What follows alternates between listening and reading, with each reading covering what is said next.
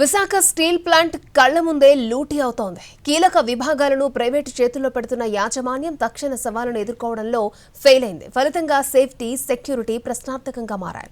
వరుస చోరీలు, ఇతరత్ర ఘటనలు భారీ పరిశ్రమ మనుగడను ఛాలెంజ్ చేస్తున్నాయి.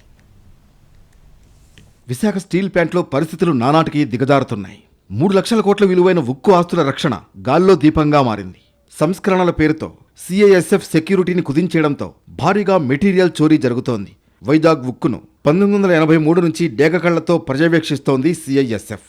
అయితే ఈ ఏడాది ఫిబ్రవరిలో డిప్లాయ్మెంట్ కాస్ట్ కటింగ్ తెరపైకి తెచ్చిన యాజమాన్యం భద్రతా వ్యవస్థను కుదించేసింది. వివిధ హోదాల్లో పనిచేస్తున్న 438 మందిని ఒకేసారి బదిలీ చేసింది. దీంతో ఉక్కు రా మెటీరియల్ను మాయం చేస్తున్నారు కేటుగాళ్లు. వీటిలో బయటపడిన దొంగతనాల విలువే కోట్లలో ఉంటే ఇప్పటి వరకు వివిధ మార్గాల్లో లూటీ అయిపోయింది ఇంకెంత అనే ప్రశ్న ఉత్పన్నమవుతోంది. ప్రభుత్వ రంగ సంస్థలు ప్రధానంగా సెంట్రల్ ఇండస్ట్రియల్ సెక్యూరిటీ ఫోర్స్ అనేది ప్రధానమైన భూమిక వహిస్తుంది. వారందరినీ తగ్గించేసి బయట ప్రాంతాలకి హోమ్ మినిస్టర్ అండర్లో ఉంటుంది కాబట్టి వారు ఏతాలు విశాఖపట్నం స్టీల్ ప్లాంట్ ఇచ్చినప్పటికీ వారి అండర్లో ఉండగా చాలా మందిని పంపించేశారు. ప్రాపర్ సెక్యూరిటీ లేదు, సరైన ఫైర్ సెక్యూరిటీ విభాగం లేకపోవడం వల్ల ఈ మధ్యకాలంలో యథేచ్ఛగా దొంగతనాలు జరుగుతున్నాయి. టన్నుల కొలది వెళ్ళిపోతుంది, పిగ్గైరన్ వెళ్ళిపోతుంది, రాగి వెళ్ళిపోతుంది, అనేక రకాలైన చోరీలన్నీ కూడా జరుగుతున్నాయి. కార్మిక ప్రజా సంఘాల పోరాటం, రాజకీయ ఒత్తిళ్లు కారణంగా ప్రైవేటీకరణపై కేంద్రం స్పీడ్ తగ్గించింది.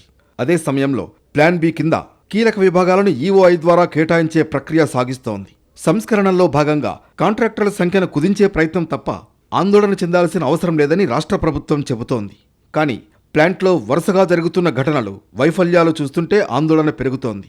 బయటపడేవి కొన్నేనని, బయటకు రానివి ఎన్నో ఉన్నాయంటున్నాయి కార్మిక సంఘాలు. విశాఖపట్నం స్టీల్ ప్లాంట్ లో రోజుకి ₹1,000 కోట్ల దొంగతనం అవుతుంది. బయట పార్టీలు ట్రక్కుల్లో నుంచి వచ్చి పిగ్ ఐరన్ కూడాను స్లాగ్ కాంట్రాక్టులు పట్టుకెళ్ళిపోతున్నారు అనమాట. దీనికి సరైనటువంటి పర్యవేక్షణ లేదు.